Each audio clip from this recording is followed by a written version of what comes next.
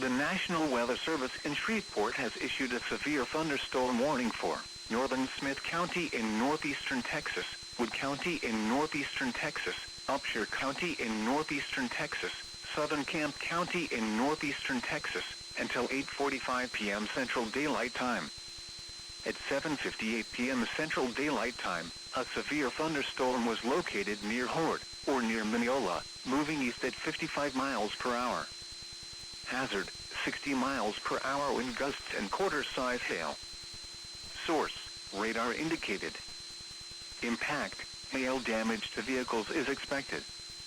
Expect wind damage to roofs, siding, and trees.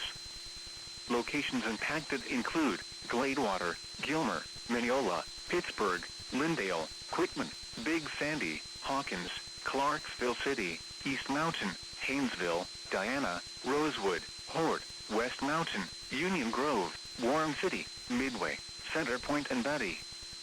A tornado watch remains in effect until 1 a.m. Central Daylight Time for northeastern Texas. For your protection, move to an interior room on the lowest floor of a building.